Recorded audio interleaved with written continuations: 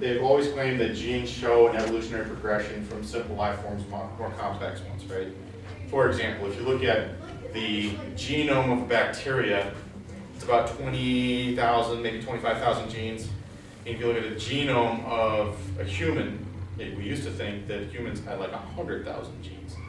So evolutionists will look at that and say, well, see, there you go. That's a perfect evolutionary progression from a simple life form to a more complicated one, right? And they have been trying to use genetics to show family history and evolution for, well, ever since it came out. So for example, they would claim that species that are closer related, such as humans and apes, have genes that are almost identical, right? And this is a claim that they've made for decades. This is a quote from Science in 1998. They're making the claim that our nuclear DNA is 98 to 99% identical to that of chimpanzees. This is the same claim that I heard when I was in college. My professor was like, look, there's only like a 1.5% difference between your genes and the genes of a chimpanzee, right? And there's the source for that quote. That always kind of bothered me that they made that claim and tried to act like that was evidence for evolution, right? Because most people would look at that and be like, wow, we're 98.5% identical. That's pretty convincing that we were, we branched off at some point. I got two problems with that. First of all, 1.5% of your DNA is a huge number of base pairs. Okay, A's, T's, G's, and C's. If you have 3 billion base pairs in your genetic code, then 1.5% of 3 billion is roughly 45 million.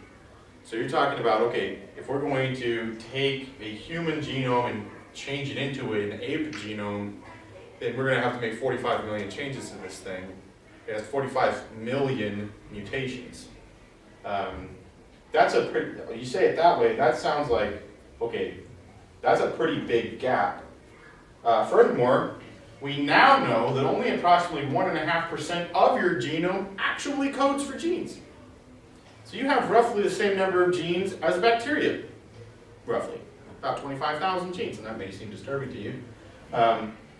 And of course, the rest of your DNA, evolutionists have tried to say, oh, it's just junk DNA, it doesn't serve a purpose and all this stuff, which again, they're shooting themselves in the foot because they have to have a purpose for everything. There has to be an evolutionary reason why, you have all this DNA that apparently doesn't code for protein.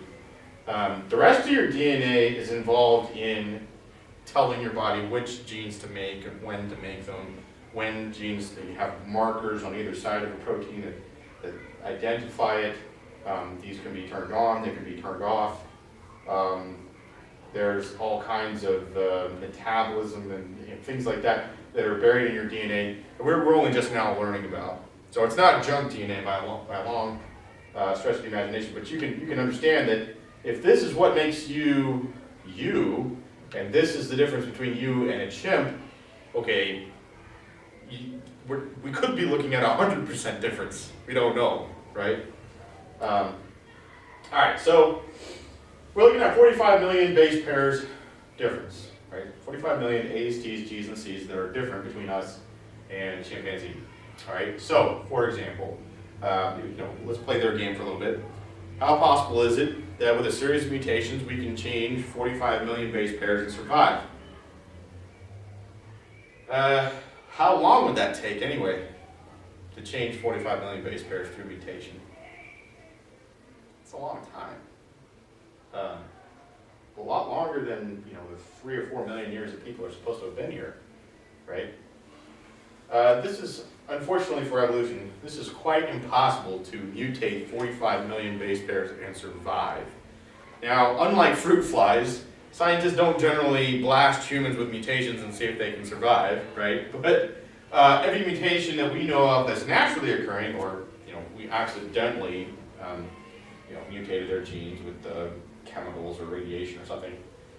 Every mutation we know of that involves 3 or more base pairs is fatal.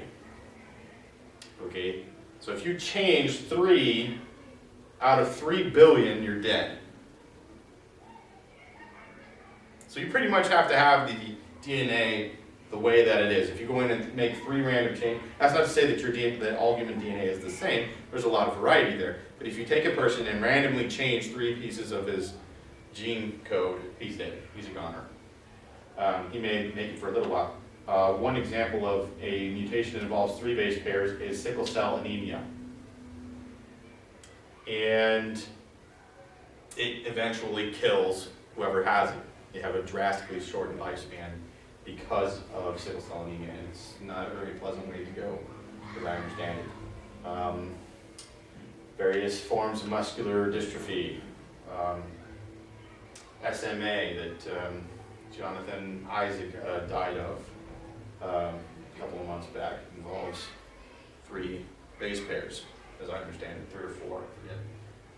This is a fatal mutation. It is not, oh, his ears are looking funny. No, this is a devastating mutation if 3 of your base pairs are changed. So we can make it approximately, actually less than 100,000th of 1% of the way of the distance between us and the apes before we're dead. So again, the gap there is not this series of small steps you can take to get from point A to point B. You can't even take 100,000th of 1% of a step before you're toast. All right? But it gets worse for them.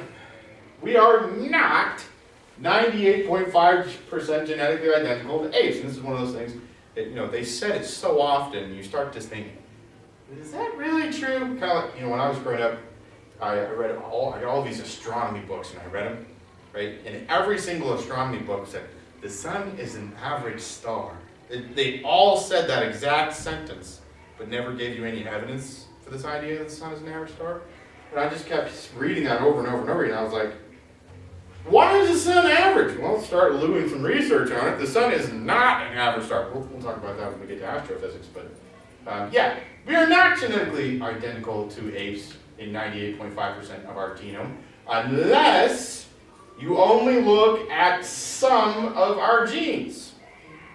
For example, the genes that code for how to build a mitochondrion or how to build a ribosome. That is common throughout all life. If you compare that part of our genome with apes, you get a 98.5% similarity. You also get about a 98.5% similarity with a carrot. Because a carrot has ribosomes, and it has mitochondria, and it has all those things that we associate with a living cell, right? You have to have that. Right? It's kind of like, well, if you compare the tires between these 2 vehicles, they're 98% identical. Yeah, one's a Ferrari and the other is a Nissan, okay? They're totally different. One's a tractor, the other's an aircraft, right? So if you're looking at the tires, yes, they all have tires. That doesn't mean they're identical, and it certainly doesn't mean that one evolved into the other or that they both came from a common ancestor or any nonsense of this sort. Okay, this particular study, and again, most of the time when you do a genetic study, you can only look at certain genes. So I really feel like the evolutionists picked genes they knew would be similar in order to get that result.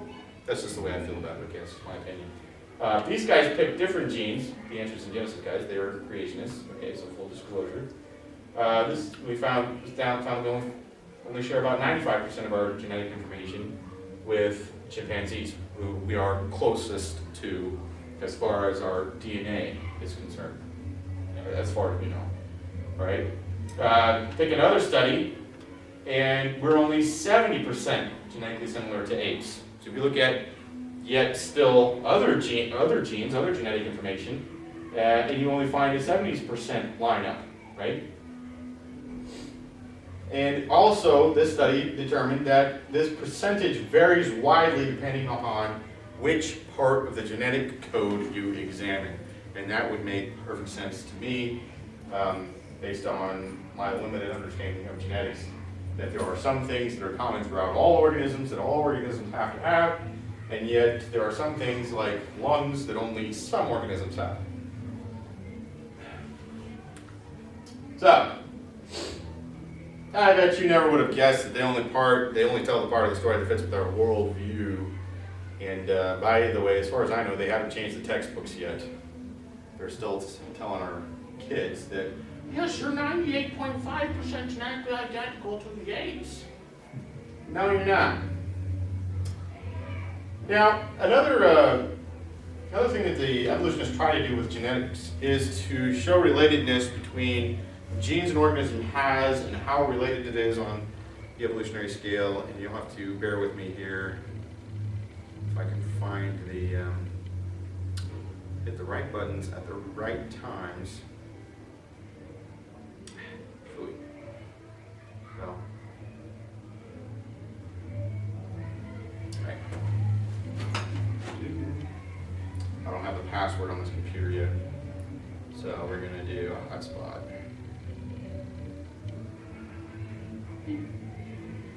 Okay.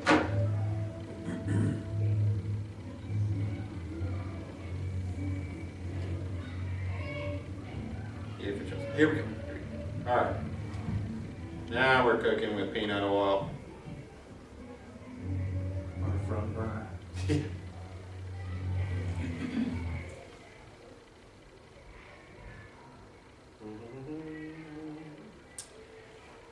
These guys compared genetics between various organisms.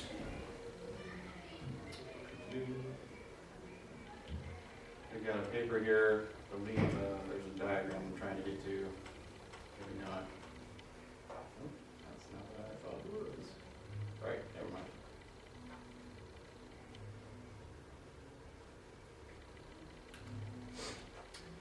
mind. Okay, we may come back to that idea. What I was trying to get to was a paper that showed the evolutionary tree of life, and I think most of us have probably seen it. And the evolutionists are complaining that it's no longer a tree; it's more like a shrub, because once you get up to a certain level of complexity, everybody has the same information. We'll talk more about that in just a second. Okay, so they make predictions based on their worldview. We can make predictions based on our worldview.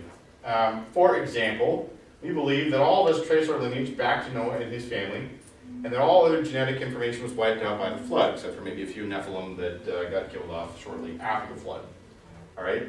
So for example, all males in creation should have the same Y chromosomes, except for mutations that have built up. Right? So you're only a male because you get Y chromosome from dad, right? The sex chromosomes, you got 24, or is it 22 pairs of chromosomes, and there's 2 chromosomes that determine your gender. You got an X and a Y if you're a male, you got 2 X's if you're a female, right? So when you pass that information on to your kids, mom always gives an X, and dad can either give an X or a Y. If dad gives an X, child is female. If dad gives a Y, child is male. So Junior only has one option if he's male. And evolutionists have actually figured this out and determined that we do all have the same Y chromosome. Some things you only get from mom. So you only get your Y chromosome from dad. You only get mitochondrial DNA from mom. And we talked about this a little bit, that there is extra chromosomal DNA. It's a fancy way of saying that there's DNA that's not in the nucleus. It's only a few genes, but it's in the mitochondria. Okay? So dad donates his DNA, but he does not donate. The actual egg has mitochondria in it, and they only come from mom. Okay? So mitochondrial DNA is only passed on from mom, and there are 4 women on the ark. So if Noah and his wife have a daughter after the flood, which is not recorded, I don't think that would be very likely, we should have 4 possible sets of mitochondrial DNA, with 3 sets being more likely. All right? So that's a prediction that we can make. When we look at X chromosomes, again looking at chromosomes that determine gender, we have a little bit more of a complicated situation. Each of the 4 women on the ark has 2 X chromosomes for a total of 8, and each of the 4 men has 1 X chromosome. So you're looking at a total of 12, all right?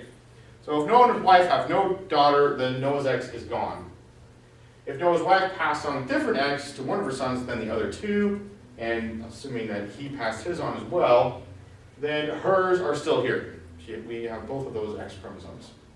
So we can assume that the sons have nothing new to contribute except that each of their wives may have passed on both of their X chromosomes for again, I think a total of 1 possible for Noah, 2 for his wife, 6 for the wives of the son. So we expect 7 to 9 X chromosomes at the most. Now, according to secular science, we can trace all human males back to a common ancestor, and they estimate that he lived 150,000 years ago. They base this assumption on a very optimistic mutation rate.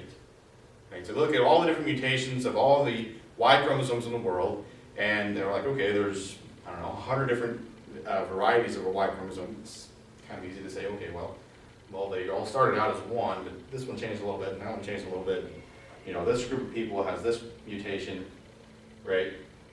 Male pattern baldness, for example. Color blindness, yeah, it's not all good. So they estimate that the chromosomal atom, what they call a chromosomal atom, lived 150,000 years ago, again based on an incredibly optimistic mutation rate. Okay, I believe mutations build up in the gene pool much faster. We actually maybe have a little bit of evidence for that. But you get the idea. We can do the same thing for mitochondrial DNA. We get, you could call her mitochondrial Eve. And evolutionists think it's very interesting that mitochondrial Eve lived 125,000 to 200,000 years ago, based on their assumptions, and that chromosomal Adam lived 150,000 years ago, and some people are like, huh, isn't it funny that they may have been contemporaries? Yeah, real funny, just hilarious. So based on a more realistic rate, what would you assume their age to be? I don't know that we have a realistic mutation accumulation rate. We can have evidence that theirs is way too low. But I don't know that we have enough data to say what the mutation rate is overall. The good news is that once you build up a large enough population of people, mutation rate can be kind of suppressed, right? Because the bad mutations are much less likely to get passed on in the population. We're very familiar with the problems of inbreeding, right? So if you have a population of 50 people, you have a lot higher chance of inbreeding problems than you have if you have a population of 5 million. And forget about 5 billion, you just got an ideal situation to make sure almost all of your good genes get passed on every generation.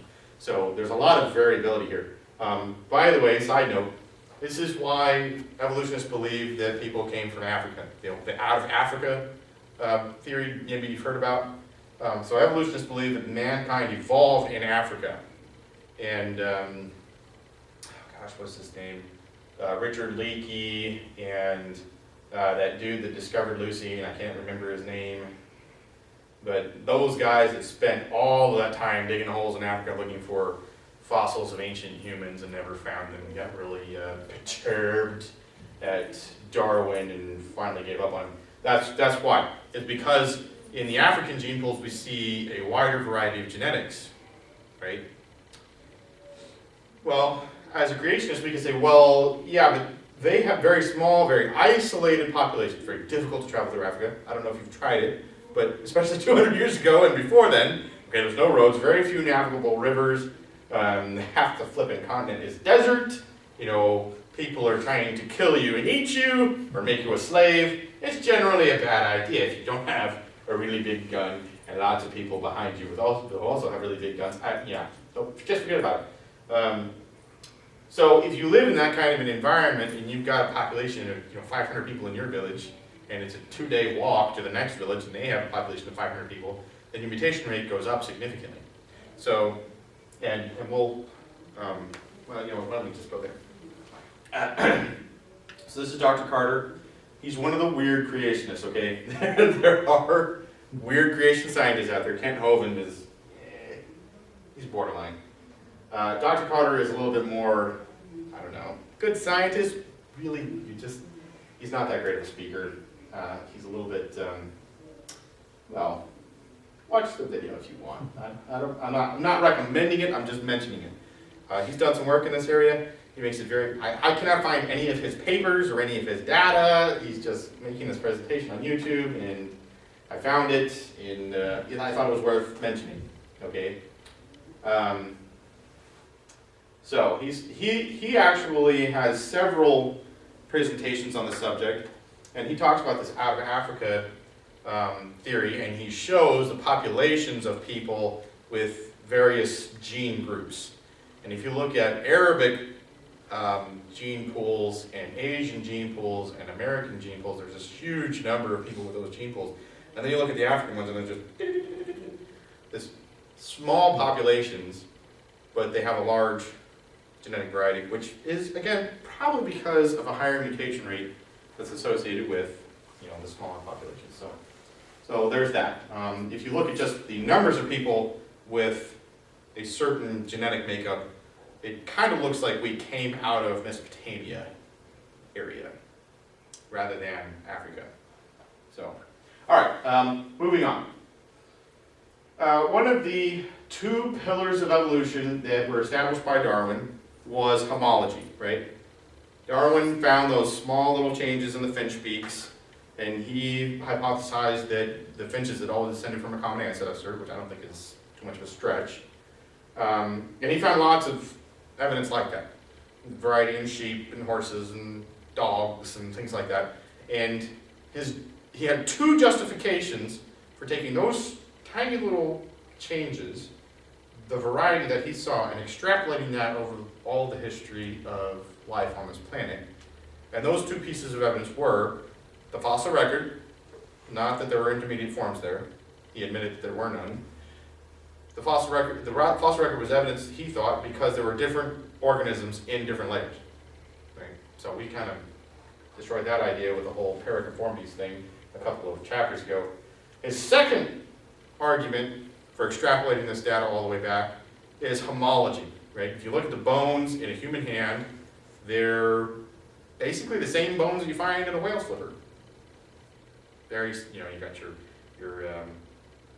radius and your ulna and your humerus, and you got your wrist bones and the hand bones and finger bones, and they're all, they're modified as a flipper, or they're modified as a wing with the chicken or the other birds, or they're modified into a wing with the bats. And if you look at all these different forelimbs, they all kind of look very similar. That's homology.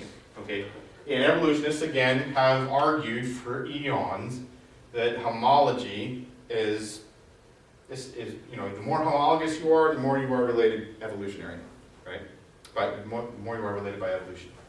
So they've argued this, but without genetic support, right? We have now done genetic tests on a lot of these organisms, and again, we're just on the cutting edge of this. We're still doing it. Unfortunately for them, we found several examples of organisms that look alike and act alike and have the same physical characteristics but are made up of completely different genetic information. And the skunks are a good example of this. There are other examples we could get into. We're just going to pick on the skunks because they're, a smelly example. Originally, these organisms were all part of the Mustelidae family, right? The otters, the mink, the ferrets, and some others that are in this group. All of them produce a foul odor, an oily odor in anal scent glands, right? Not the nicest creatures to have as pets, right? So they all do the same thing, right? And they have similar behavior. If you go messing with one, it'll turn its butt to you and flip its tail up and be like, I'm gonna spray you. This thing's loaded. Back away, right? They have similar habitats. They have similar foods, all right? But they are completely different genetically, okay? So we put the skunks in a different family, Mephitidae, I guess, is how you pronounce that. And this is unfortunate for the evolutionists because now they have to argue that the exact same thing evolved twice by random chance. So it just so happens that the skunks look and act and have a similar habitat and behavior and all this stuff to the otters, minks, and the ferrets, but yeah, that's just coincidence, right? Random process generated two things that basically are identical. You know, it's kind of like saying, all right, if we got some engineers from Japan and we got some engineers from Germany, and we locked them in separate rooms, and we told each of them, all right, I want you to build a robotic walker, right? Would they build the exact same structure? No. They're going to come up with totally, even though, you know, even if they're trained at the same universities and using the same materials and all, they're going to have different designs, right? So how are you going to argue that evolution, which is a completely random process, just mutating random genes, is going to generate a group of organisms that is completely unrelated genetically, but does the exact same thing as another group of organisms? Well, the evolutionists call this parallel evolution, all right? We'll talk about parallel evolution more in just a second. But I want to make another point, which is we got to be real cautious, Mr. Evolutionist, about trying to tell how related various organisms are just by their skeletons. I mean, isn't that what they've been trying to do in the fossil record all this time? Oh look, these two organisms look very similar, and so they must be related. Well, yeah, here we got two organisms that not only look very similar, they smell very similar, they behave very similarly, they have a similar diet and habitat, and I mean, they're just different colors, really. And yet they are made of totally different genes.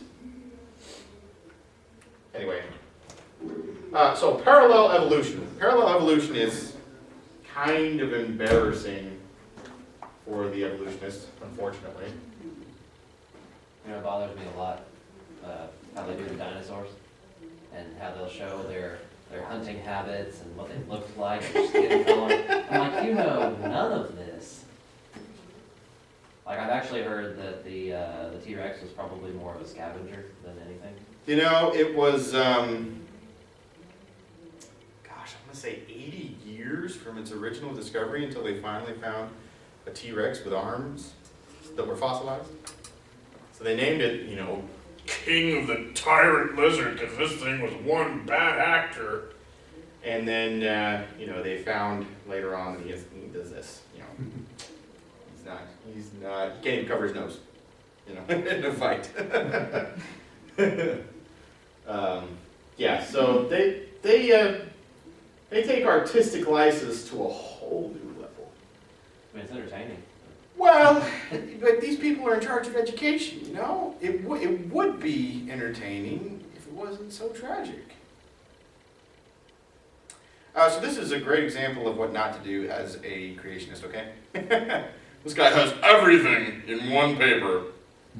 All right, we're looking for a specific diagram I want to show you guys. He kind of talks about a lot of the stuff we talked about, and he's got his own little ways of talking about it. And there it is. There's what I'm looking for. So this is parallel evolution, okay, with the marsupial mammals. Now, most mammals have a placenta, right? That's how mom shares nutrients with baby without mixing the blood, because mixing blood between mom and baby can kill both of them. Baby could have a totally different blood type that mom has. So in this case, these the marsupials do not have a placenta. They have a pouch, which we call a marsupium. We're really creative that way. So, you know, if you're an evolutionist and you're trying to explain how placenta evolved and how mammals evolved, you would say, okay, so millions of years ago, boys and girls, there was a mammal that did not have a placenta or a marsupium, right? And this group was very wide and diverse, and all of them laid eggs back when they were still reptiles, before they had evolved into mammals.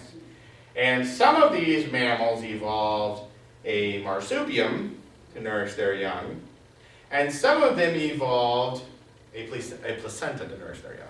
Sometime after this whole, you know, nourishing your young with milk thing happened, you know, mammary glands that we get our name for. So, Unfortunately for the evolutionist, we got a whole list of the almost exact same mammal. You know, you've got your placental mammals, or excuse me, these are your placental mammals over here, and you have your marsupials over here. For example, there is a mole that looks and acts, and I mean, we call it a mole for crying out loud. It's almost identical to a placental mole. It only lives in Australia, so it talks with an accent. But other than that, it's identical, except it's marsupial. It doesn't have a placenta. You look at the anteaters. Now, those don't look all that similar, but if you look at their skeletons, it's a lot closer of a resemblance. You get the mice, you have a placental mouse and a marsupial mouse that look and act and behave and have a similar size and diet. And we have a ring-tailed monkey thing there, lemur. So we have a placental lemur and we have a marsupial lemur. They even have similar coat colors. You have a placental flying squirrel, and this is actually called a possum in Australia. Not an opossum, but an actual possum. We call ours possums because we're Okies, and too many syllables is just not something we do. But these two flying squirrels look and act and behave and have a similar habitat, and except one is placental and one is marsupial. You saw one of these guys on the rescuers down under when Bernard is hanging out the tail for dear life and is thrown into the stickers. Back to that one. Yeah.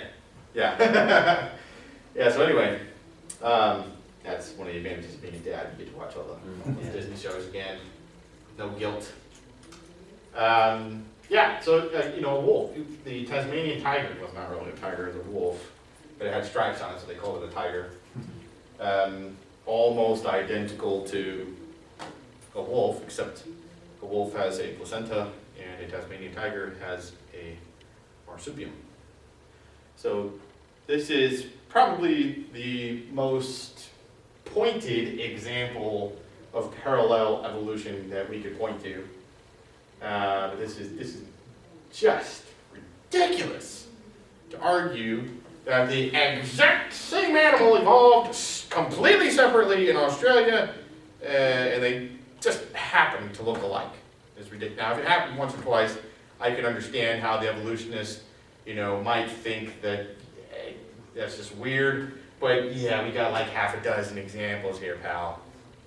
Practically all of the marsupial mammals have a placental mammal that, if the marsupial mammal had a placenta, you wouldn't hardly be able to tell the difference between them, right? Except for the accent, right? The Australian accent. Kind of like winning 6 coin tosses. I think it's a lot more unlikely than that. So, yeah, convergent or parallel evolution. The exact same characteristics evolving by random chance in a totally different environment on the other side of the world, in an area that's supposedly been separated from, the rest of us for millions of years, and what do you know? They're just like us. And this is a link to a whole bunch of genetic studies that the Institute of Creation Research has done. You can check those out if you'd like. And I just want to mention that evolution goes back in time thousands of years at least.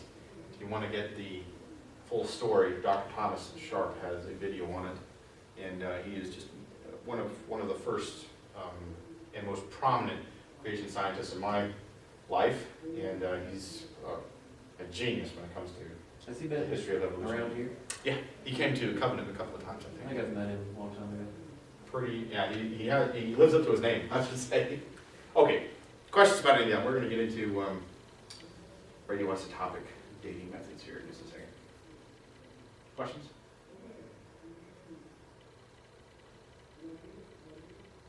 Okay, it's mostly just tying up some loose ends with genetics.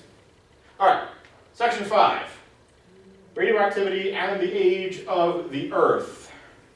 As we are familiar with, macroevolution requires millions and billions of years of time. And if you're old enough, you remember when the Earth was younger. No, but seriously, they double the age of the Earth about every 10 years.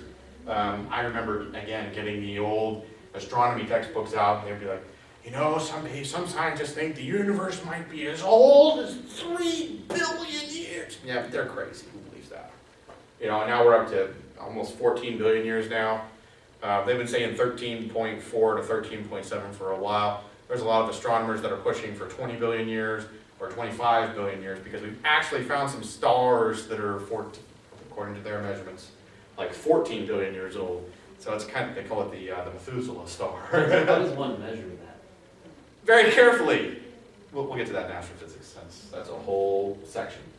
I like to think they have a board with a bunch of numbers. Just throw darts at it. The only information we have from anything beyond what our own satellites, well, actually even, I guess, beyond the moon, is light.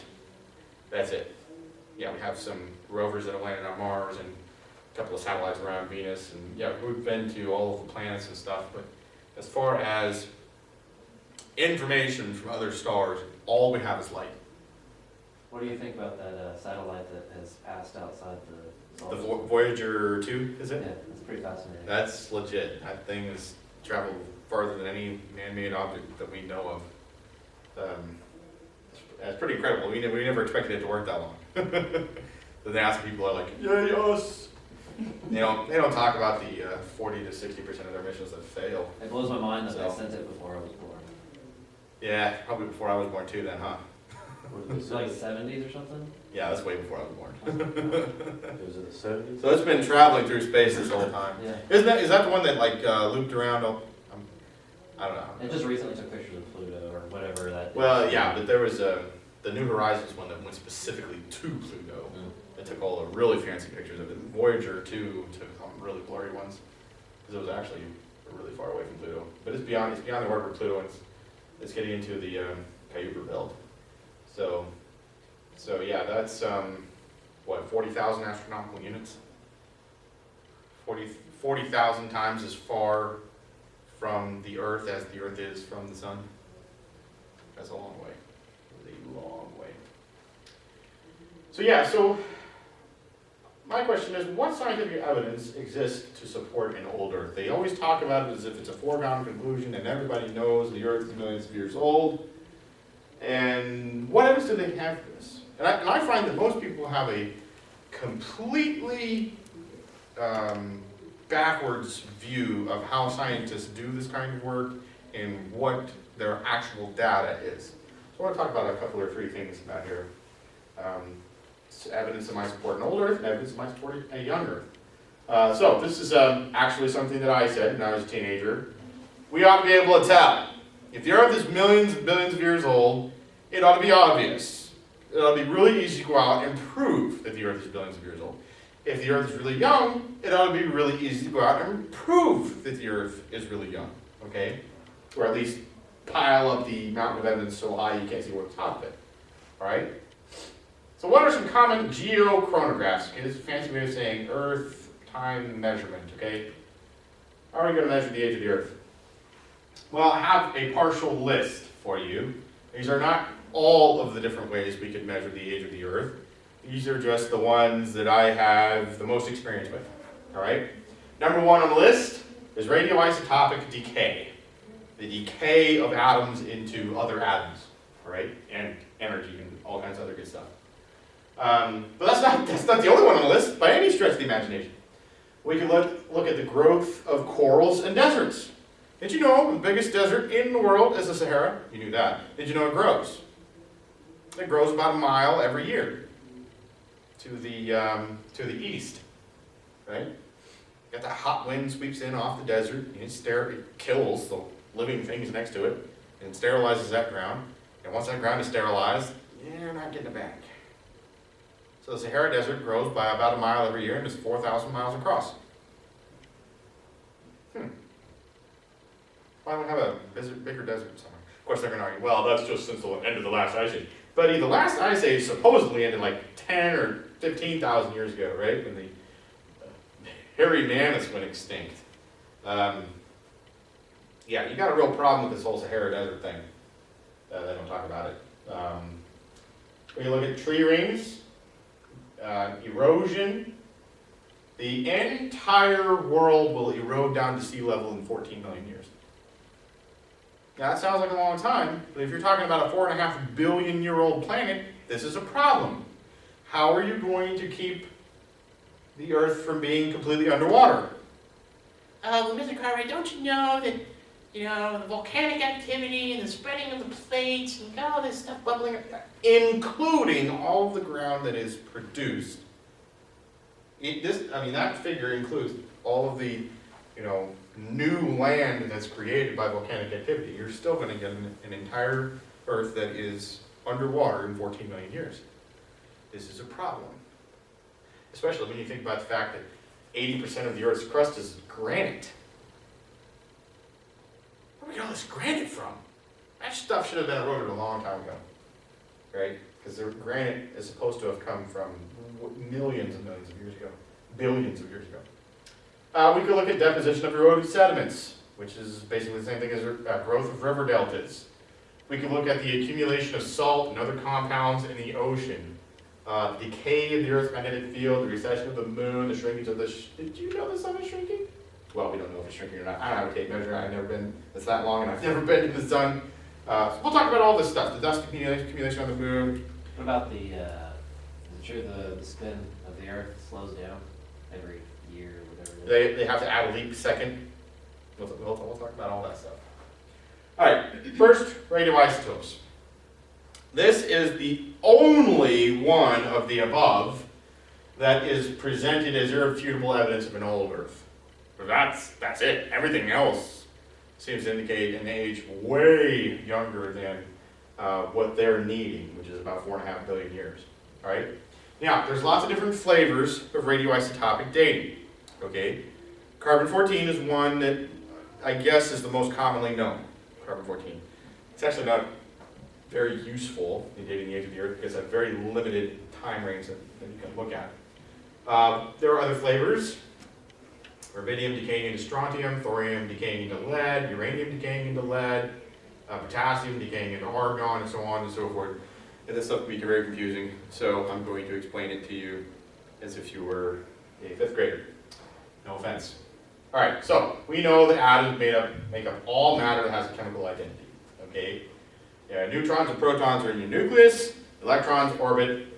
They only orbit. They have these little clouds that they're probably in there somewhere. It looks like a kidney. Yeah, it looks like a satanic clown balloon thing.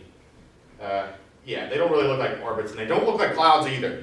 The electron is in this little region. It's attracted to the nucleus, but it's repelled by all these other clouds or orbits of electrons. So anyway, we know electrons are negatively charged, protons are positively charged.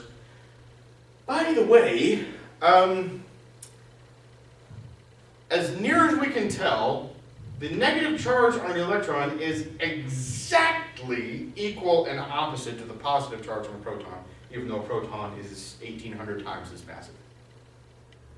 Which is a good thing, because if those charges were just slightly different, any accumulation of mass bigger than this pointer would explode because of the electrical imbalance. And we'll talk more about the forces of nature when we get to astrophysics. So, a little perspective here. We're familiar with the idea that atoms are very, very small. They're unbelievably small. Okay, it's difficult to even explain how small they are. In fact, a speck of dust is halfway between the size of an atom and the size of the Earth. So let's see if I can find a speck of dust in here. This is a very clean church. There's one right there. There he is.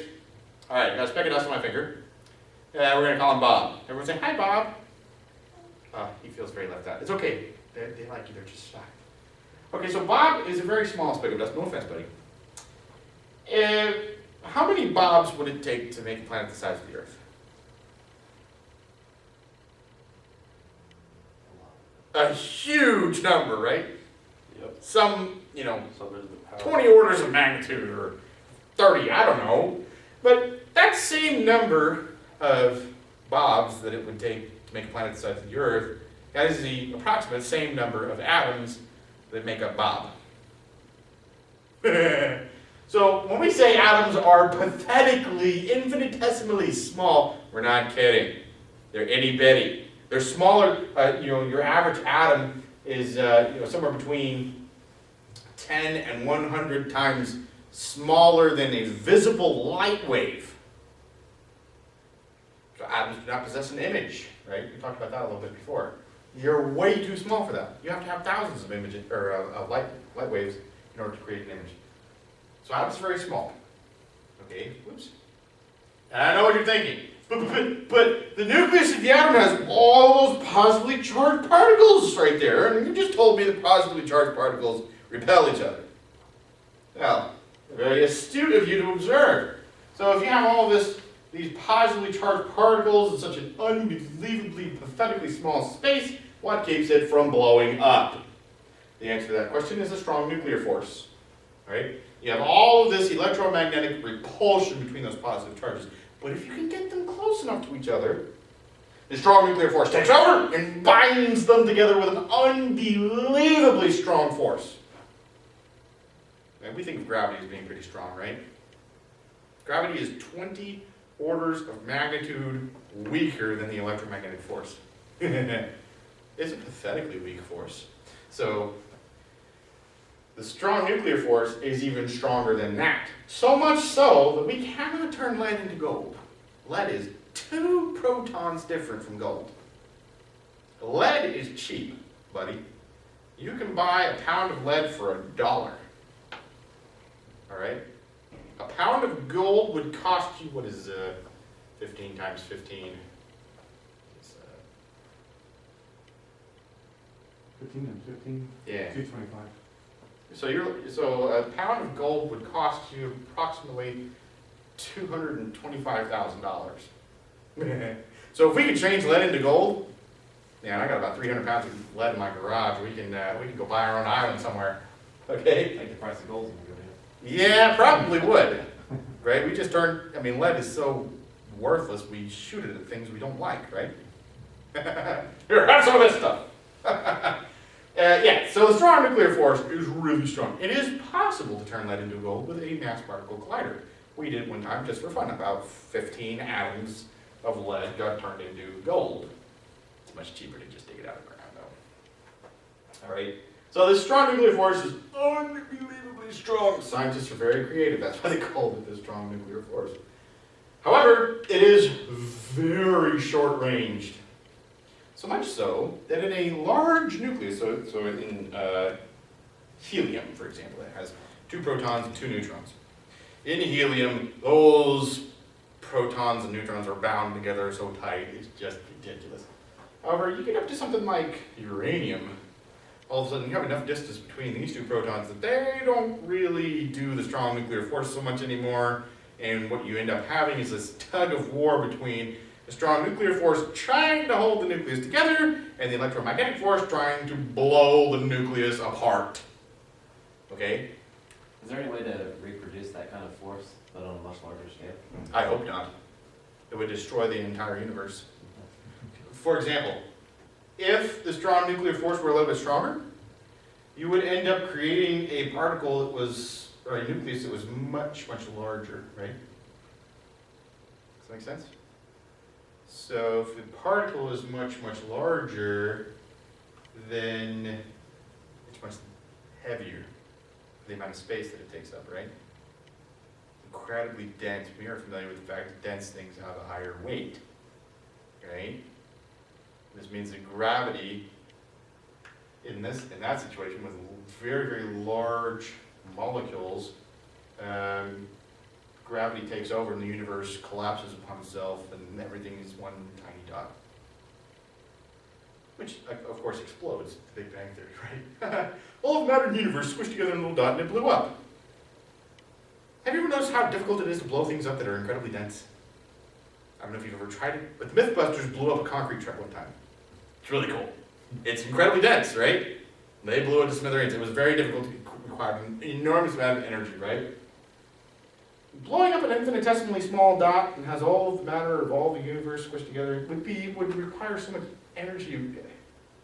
Where'd the dot come from? Yeah, basically, that's the scientific equivalent of saying God did it. Anyway, so what happens here, sorry to get off sidetracked on here, that's my cart rate nature.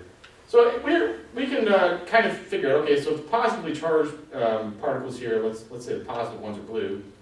And this guy is over here, and he is not liking this guy. This guy and this guy are not getting along, right? Because they cannot get that strong nuclear force to work for them because it's such a short-ranged force, which is, again, a very good thing that it is a short-range force, because if it wasn't, none of us would be here. We'd be under too much pressure, right? So eventually, strong nuclear force loses, and these guys get kicked out, right? The nucleus explodes, all right? And these guys exit. Radioactive, we call that radioactive decay, because when it happens, this thing demotes itself. It is less massive. It actually changes its chemical identity. It's no longer uranium, now it's, I think, thorium, right? And this little particle right here may look familiar to you. 2 protons, 2 neutrons. Why, that is the nucleus of a helium atom, right?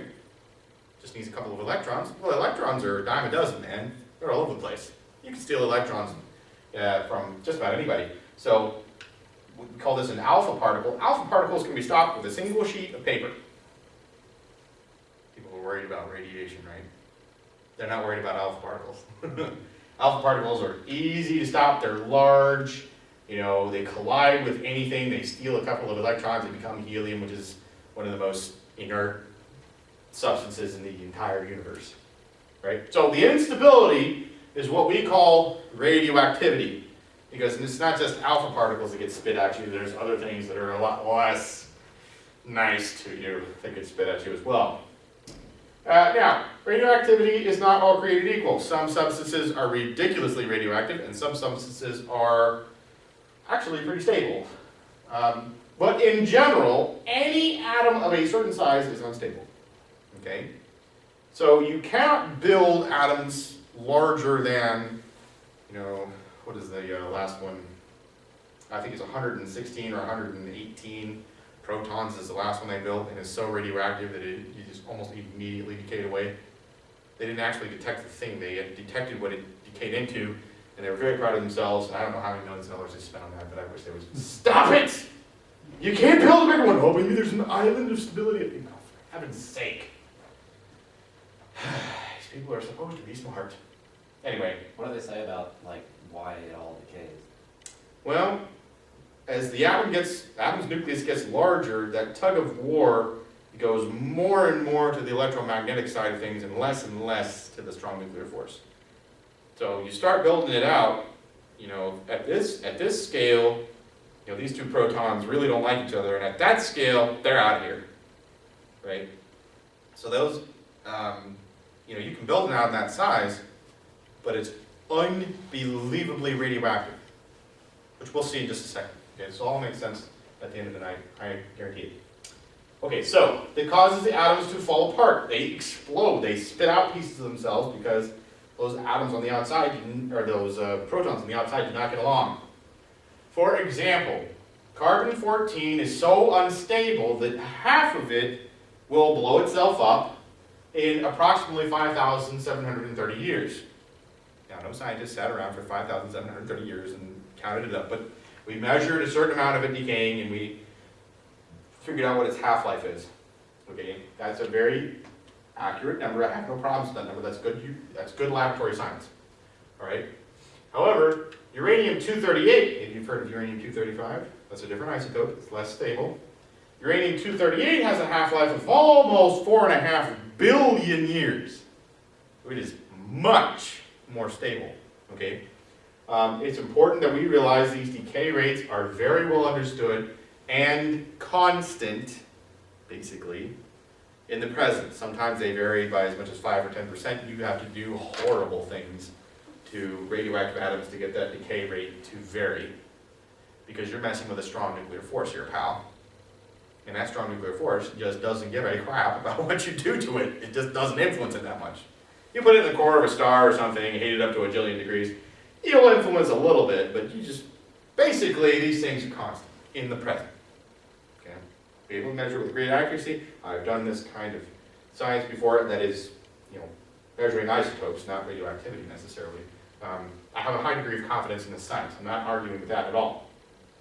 So, if we know how long it takes half of the sample to decay, we can measure the amount of radioactive substance in an object, for example, potassium-40, and compare it to what it's supposed to decay into, in this case, argon-40, and we can calculate up how many half-lives have passed. Right? So if you've got half argon and half potassium, well, you have one half-life that's left. Now potassium, half of that will decay in the next half-life. So if you have 25% potassium and 75% argon, you have two half-lives that have passed. See how that works? And then that 25%, half of it will decay in the next half-life. So you get yourself down to 12 and a half.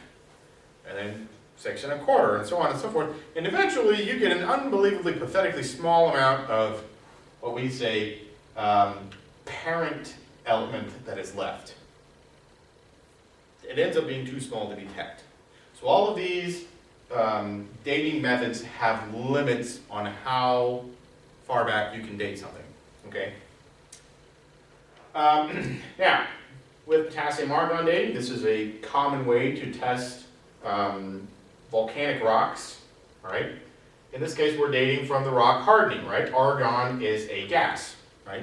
So we're assuming that all the argon bubbled out of the lava cooled and hardened, and that's when you start your stopwatch, right? And then whatever potassium-40 is in there is going to decay into argon-40, and it will get trapped in the crystal matrix of the rock, all right? So we have some assumptions here. First of all, we assume that there's no contamination of these samples. You have no additional parent or daughter element entering the system, all right? Second of all, we are assuming a constant rate of decay. In the present, the decay rate is very constant, very well understood. So this is a perfectly logical assumption for an evolutionist to make.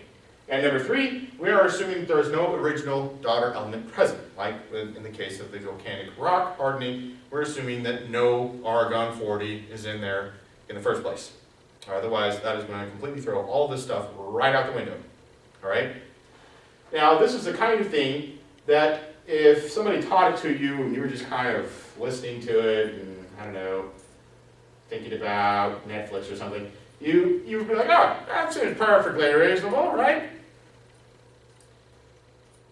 Unfortunately, I have some very serious problems with each one of these assumptions, okay? First of all, you're assuming no contamination. I don't know how to tell you this, but you dug this thing out of the ground. Have you ever dug a hole? I feel like these professors and these people who do all this fancy science in their sterile laboratories have never gotten dirt under their fingers. You dug this thing out of the ground. It was buried under a mile of dirt and rock. It's been down there, you think, for millions of years. What are the chances it hasn't been dirty? No contamination? Are you kidding me? You believe that? Okay, you're going to base your whole worldview. By the way, this is the only evidence they have for an old Earth. You're just betting the farm that there's been no contamination of this stuff. It's laughable, guys. Sedimentary rock. When you're looking at a fossil of a mold cast fossil, the original element, or the original clam, or worm, or whatever jellyfish that it was, is completely decayed away and has been completely replaced with mineral. And how is that possible? Because water is percolating through this rock. Sedimentary rock is not solid. It is not waterproof. It's heavier when it's wet. Limestone is 20% air. Okay? It is by no means waterproof. And you've got a fossil here, so you know for a fact it's had water percolating through it all these millions of years, and you're trying to tell me that there's been no contamination, no leaching out of the original material. We got a word for that. In Texas, we call that hogwash. That is ridiculous to try to make that claim.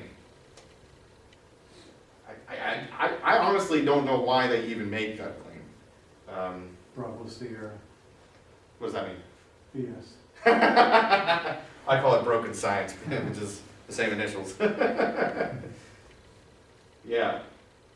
Okay, so we mentioned this idea of a constant rate of decay. And again, I'm not going to fault them for that one. That's something that we've been able to measure with great accuracy. You know, the federal government has been very interested in this whole radioactivity thing because after all, you know, that's what we make nuclear weapons out of. And lots of research has been done in this area. So the decay rate's very constant in the present. I have no problems with that. This is an article that came out very recently concerning decay rates in the past. All right. Recent experiments commissioned by the RATE project, that is radioisotopes and the age of the Earth, indicate that approximately 1.5 billion years worth of nuclear decay took place in one or more short episodes between 4,000 and 14,000 years ago. The results of this study support an accelerated decay hypothesis, and this is something we've kind of always thought, but didn't have any evidence for until now. I'm pretty excited about it. So, what are we doing here? Well, research starts in the 1970s in New Mexico, west of Los Alamos. Geologists, we drilled several miles into hot, dry granite rock beneath the site to determine how suitable it would be as a geothermal energy source, blah, blah, blah. So what they got out of these are very hard, dense, microscopic crystals called zircons. Zircon crystals were radioactive. Okay. Now, this radioactive decay is going to create a lot of helium, right? Like those alpha particles. Alpha particles are quickly going to, grab a couple of electrons and become helium, right? So, if you've got a bunch of uranium in your granite, which you do, then over time, that uranium is going to spit out a bunch of alpha particles at you, billions of them. Think about how many uranium atoms there are in a dot that size. You're going to get a lot of helium out of this, and it's going to occupy thousands of times more volume than the uranium did, right? And so it'll slowly leach out of the rock and into the atmosphere, okay? Now, it might seem very weird to us that rocks would burp helium, but they do. Have you ever tried to confine helium somewhere? Helium is a slippery little molecule. It doesn't bond with anything, right? The air molecules are mostly nitrogen and oxygen, which is, oxygen is two oxygens bound together, and nitrogen is two nitrogens bound together. Helium does not do that. It is much more slippery than oxygen or nitrogen. It's many times smaller than an oxygen or nitrogen atom, and it's not bonded to anything, and it won't bond to anything. So sometimes we use helium to test like vacuum equipment in laboratories to make sure that it does not leak at all. You put some helium in there and see if it had the same pressure, 2 days later, and if you've got a good airtight seal. I mean, that's a really airtight seal. All right. So if you've got uranium in these zircons, decays. It actually has a whole long decay. Unfortunately, the thing that uranium decays into is also radioactive. And the thing that thing decays into is also radioactive. There's this whole long chain before finally it gets to lead, stable lead. And in that process, it spits out about 13 alpha particles to get all the way down to lead from uranium. All right? So it's making a lot of helium. All right? Now, evolutionists assume that this has been going on for billions of years, and this helium is escaping from the ground because we know how fast it escapes from these crystals. That's a very well understood science about how fast the diffusion rate is. Okay? And so this stuff's been escaping into the atmosphere. And what does helium do when it gets in the atmosphere? Well, it just keeps rising, right? It's less dense than the surrounding air, and so it eventually makes it all the way through the Earth's atmosphere and ends up way up high in the exosphere, 1,500 miles above the Earth's surface or something, right? Basically interplanetary space. And that's where it gets direct energy from the sun, and we lose some of it to outer space, right? It's just got so much energy it escapes the Earth's gravity. That was their explanation for where all this helium went. It's gone. It gets blown away by the solar wind and things like that. So helium is a lightweight, slippery atmosphere, but the helium is not in the Earth's atmosphere. So we assume that the helium has risen to the top, and then it leaked from the top of the atmosphere into space. Unconfined helium spreads through the atmosphere from top to bottom, and the loss into space is actually quite small. A creation scientist has shown even after accounting for slow leakage into space, so we crunch the numbers and figure out how fast this stuff escapes the Earth's gravity, we have approximately 0.04% of the helium that we should have if the Earth is billions of years old. So where did all the helium go? If we know how fast it leaks into space, and we know how much of it should have been produced by the Earth's crust in all these billions of years of radioactive decay, we have ourselves a little bit of what you might call a problem, right? And this has been known for a long time. Pointing out the problem in Nature, one of the most prestigious science journals in the world, he says, where is the Earth's radiogenic helium, meaning produced by radioactive decay, right? In over half a century now, uniformitarian scientists have not found a good enough answer to publish in Nature, but we found the answer. It's stuck in these crystals.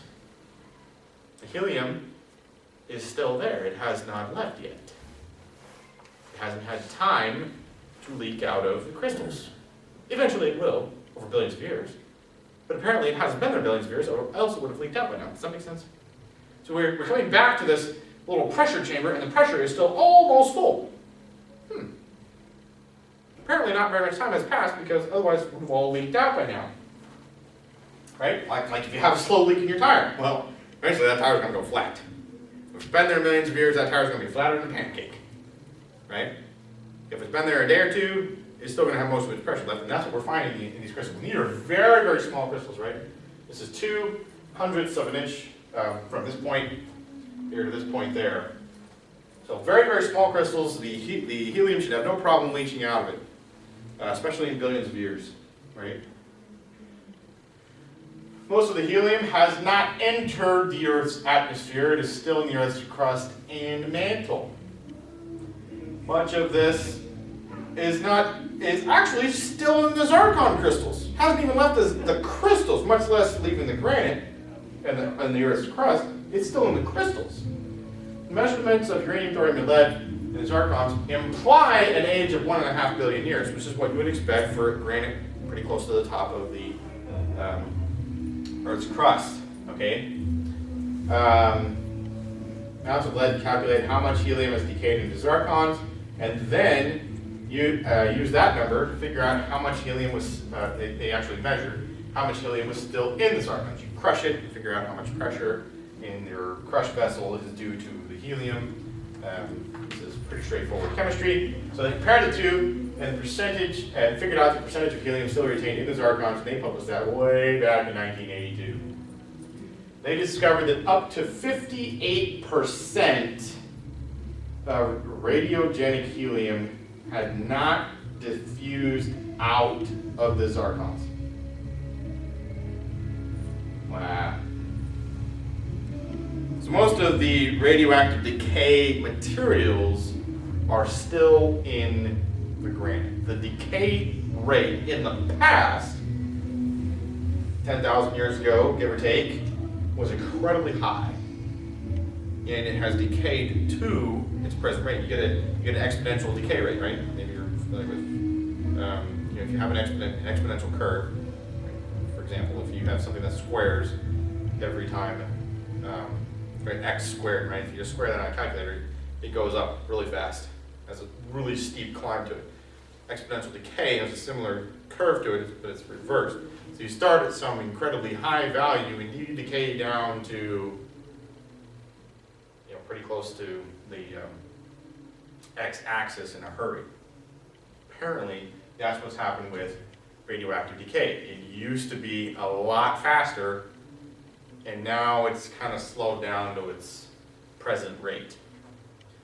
Now, I don't claim to understand all of this, but it has been explained to me that if the speed of light has decayed, then radioactive stability has decayed along that same curve.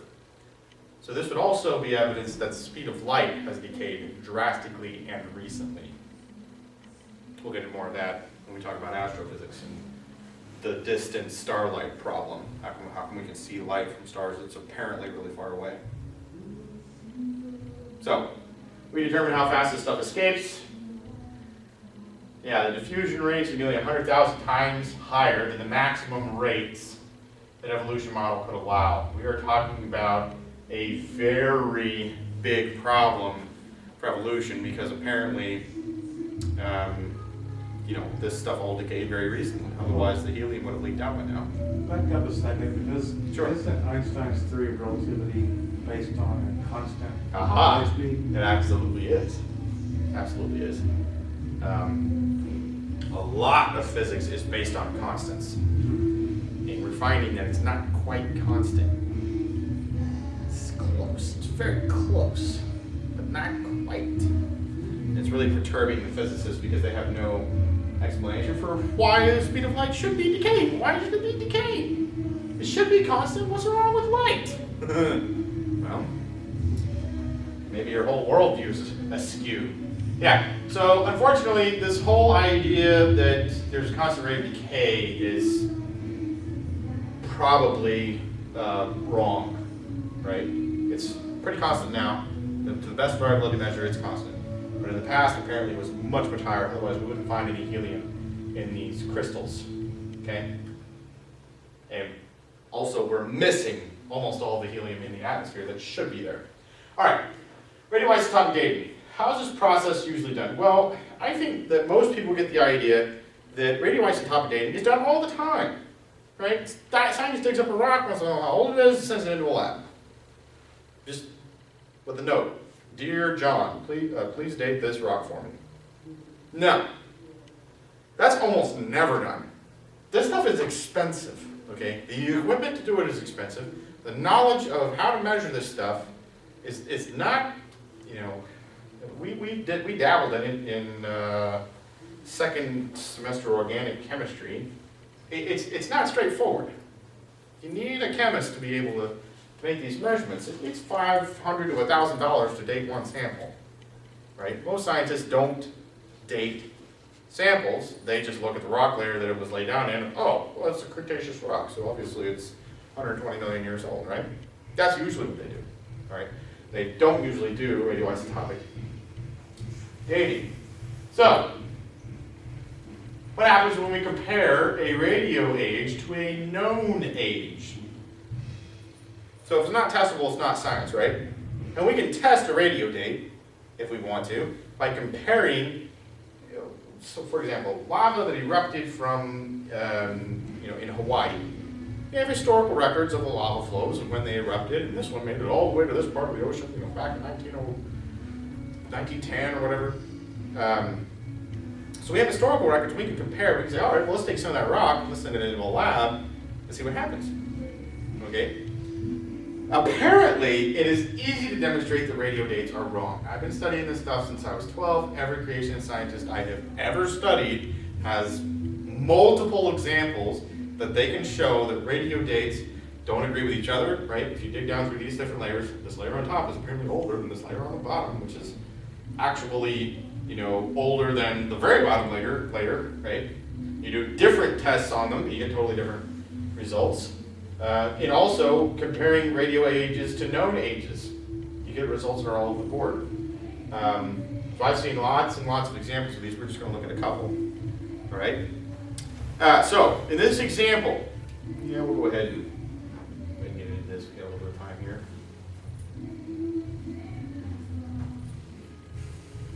And they get a bunch of different answers, and they just pick the one that suits them the best.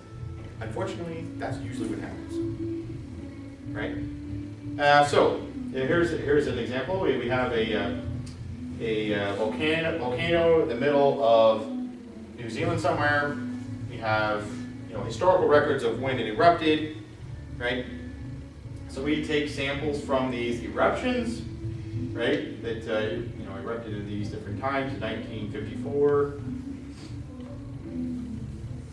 and we send them into a lab. We do potassium argon dating on them. Right? All these different ones.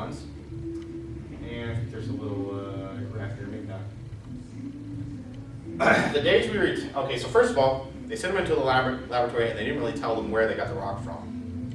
A lot of labs won't do radioisotopic dating unless you tell them where the rock came from. They're cheating. They won't take the test unless you give them the answer. So you tell them which layer it came from, then they'll do a test on it, right? So they sent them in. They didn't give a specific location or expected age, except they told them that this is probably recent. We're at least being honest. We're not telling them that we expect it to be bajillions of years old. So the ages range from less than 1/3 of a million to 3.5 million years old for rocks which we observed to have cooled from lava flows in the last quarter to half century. One sample from each flow yielded ages of less than 0.27 or less than 0.29 million years, while the other samples all gave ages of millions of years, with an average of about 2 million years. So that's kind of a problem. I debate people all the time about this stuff, and my question to them is, they're always very good at repeating what they've been told, which is, oh no, we do lots of radio tests, they're all very good, it's very good science, blah, blah, blah. Okay, why do we have exceptions to the rule then? Why is it so easy to find that some creation scientists just are not very smart, no offense. A lot of them are pastors and lay people, like me, right? Why is it so easy for us to find exceptions to your rule? Samples returned with ages varying from less than 1/3 of a million years old to 3.5 million years old, and the average between the 10 or 15 different samples is 2 million years old. So what's the guy behind the counter at the radio lab doing? Well, if you told him, well, I think it's probably 2 million years old, maybe 2.2, based upon the layer that I found it in, what's he going to do? Oh, well, obviously, that one's been contaminated. Throws it out. And there were, 3 or 4 of those? And, oh, this one's contaminated too. Throws it out. We've lost some of the original material. This is the accurate one. Right there. I knew it all along. And that's the only one that gets published. It's a shame because potassium argon is a very, very common way to date volcanic rocks. We'll maybe get into the video next week. Carbon-14 gets a lot of press, right? Most carbon is carbon-12, right? You're a carbon-based life form if we remove the water from you, which is not pretty. But if we remove the water from you, most of what's left is carbon, right? Most of your carbon is carbon-12. It has 6 protons and 6 neutrons. We call it carbon-12 because it has 12 particles in its nucleus. Every once in a while, though, you get a carbon-13, which has an extra neutron, no big deal. But about 1 in a billion to 1 in a trillion carbon atoms is carbon-14. Now that stuff is not stable. It has 2 extra neutrons. And extra neutrons are all good if you're a big atom, but if you're a really small atom, extra neutrons are no bueno. Okay? And so it's unstable. It's actually very unstable. Okay? It has a half-life of only 5,730 years. So that means that after 17 or 18 half-lives, okay, you're cutting it in half, and then in half, and then in half, and then in half, and in half, and in half, and eventually you get such a pathetically small carbon-14 that is present that it's not even detectable, even with a mass spectrometer. Okay? So it's limited to maybe 100,000 years, right? That would be its upper limit. In a perfect world, you might be able to date something to around 100,000 years old with carbon-14 dating methods. And really, if you're going to be an honest scientist, you probably should limit it more to like 50 or 60,000 years old. Unless you got some absolutely kick-butt equipment. Okay? However, we live in an imperfect world, and one of the things that has got to be aggravating for these people is the fact that carbon-14 keeps showing up in places that it ain't supposed to be. We find carbon-14 in fossils, we find it in oil, we find it in coal, we find it in diamonds, and so on and so forth. Now that is very interesting because all of them things right there are supposed to be millions of years old. Way older than 100,000 years. How come we have carbon-14 that shows up in these things if they're so old? Huh? And I debate people all the time. I debate my professors about this. They were like, oh, that's probably just an error in measurement on the part of the laboratory. Now I can understand them not detecting something that was there, but how are they detecting something that isn't there? You know, in auditing, we have something called professional skepticism. Yeah. Seriously. Yeah. And it's like, where's the skepticism? Why aren't you curious about this? Shouldn't it be, oh my goodness, if we find carbon-14 in diamonds, well that just forget about the rest of the origins class, that fact alone gotta keep you awake at night. Because here's the thing, a diamond, it has a crystal structure, right? And you just think of it as like a chain link fence, and every joint is an atom. And it's obviously three-dimensional, okay? So if you're gonna contaminate a crystal structure like diamond with carbon, what you're saying is that you are able to contaminate something with the same thing that it is. That would be like saying, well, obviously we got glass in this room because it leaked through the window. Glass doesn't leak through glass. It's the same thing. You can't contaminate something with the same atom. You can't. Now, if it was a smaller atom, now you're talking. For example, if we have an iron crystal structure, same kind of a thing, except the distances between the atoms are significantly larger because you're dealing with iron, which is 3 times the size of carbon as far as the size of the atom. So you have a nice crystal structure for iron, and you heat that puppy up to 1500, 1700 degrees. But what happens? Well, the atoms have a larger average distance between them. All the iron atoms have a larger average distance between them because you're adding energy to them, and they're vibrating back and forth, and they're extending that distance between the two atoms. And so the whole crystal matrix grows, and that's why hot things expand, right? So you heat this thing up in the presence of carbon, and what does the carbon do? Why, it kind of nestles itself between the atoms of the iron, and then you pull out the fire and you stick it in the water. You trap that carbon inside there, and you make this iron really, really hard, and that's how you make steel. So you can't do that. It only penetrates a pathetically small amount of the iron now. Okay? So hardening it like that makes it very hard, but also kind of brittle. It's not, it loses toughness whenever you do that. So iron is very tough. Steel is very hard, but it's lost some of that toughness. Where if you go out and buy a ridiculous pocket knife, what they do is they make this particular pocket knife out of powdered metal. Why do they do that? Because they want to get the exact same concentration of carbon and chromium and all of the vanadium, all of the various different elements. They're trying to mix them in that crystal matrix very evenly, and what they do is they make themselves a super steel that is incredibly strong and incredibly hard and incredibly tough, and you can sharpen it to a razor's edge and cut through a can and still shave with it, right? So even if you could contaminate diamond with carbon, which is hilarious, okay? Even if that was possible, it wouldn't get very far into the diamond, right? It would easily be removable if you had it they treat all these samples with unbelievably strong acid to remove, anything that's on the surface of them, right? They've been doing that for decades. And here, every time we test this stuff, we find carbon-14 in there. It decays very quickly. So if you have an amount of carbon-14, if you have a planet the size of the Earth, as it says here, if the whole Earth were nothing but carbon-14, every single one of them would decay after only 1 million years. And diamonds are supposed to be billions of years old because you can only get enough pressure to make a diamond way down deep in the Earth's crust. Trying to say that much of the Earth's crust has eroded in less than 100,000 years, that doesn't work. That does not work from an old Earth worldview. And yet we keep finding it. Between 1984 and 1998 alone, the scientific literature reported, and these again are not creation scientists necessarily, 70 samples that came from fossils, coal, oil, natural gas, and marble, representing the fossil-bearing portion of the entire geologic record spanning supposedly more than 500 million years. All of these samples contain measurable radiocarbon.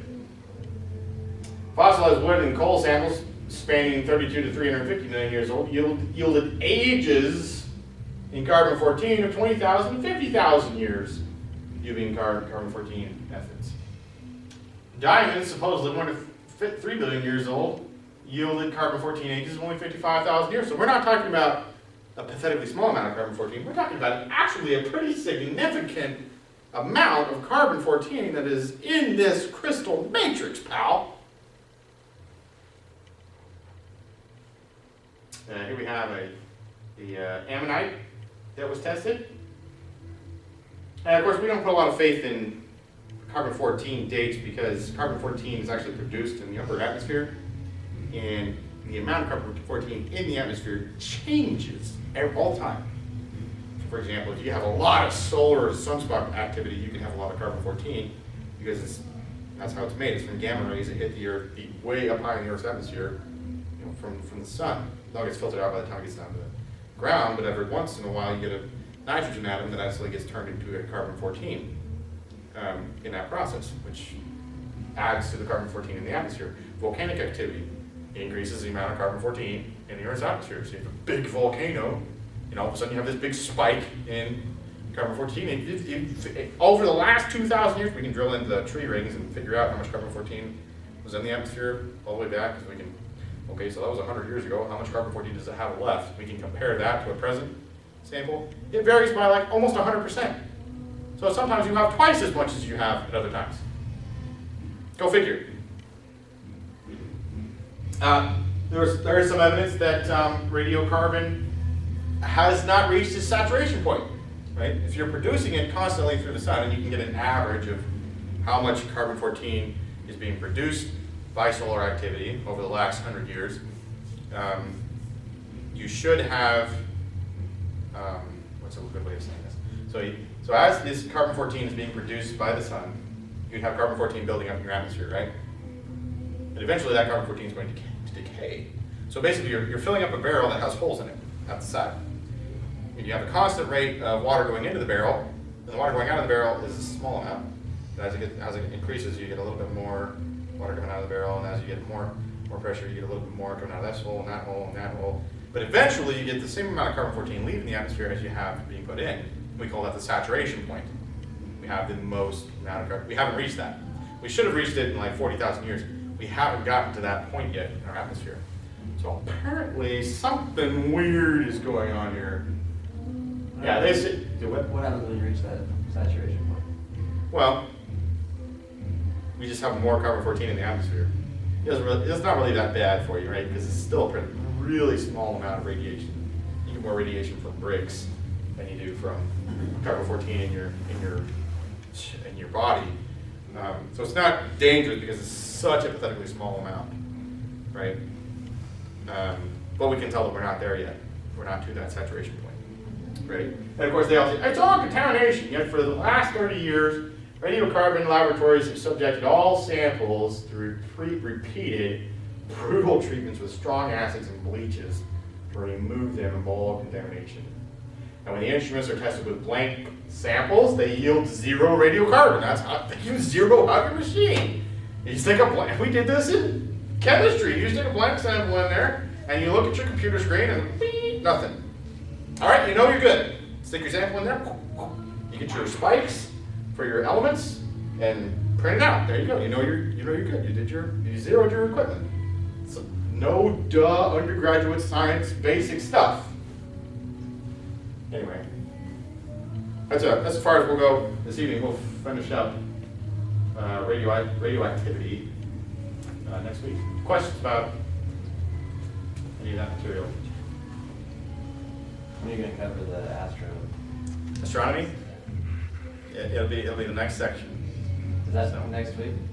No, we'll finish up. I think we're on slide 17 or 38 on this one. So we'll finish up radioactivity. We'll get into polonium halos, which is my favorite part, and then we'll talk about the moon recession and the slowing down of the Earth's rotation and stuff like that.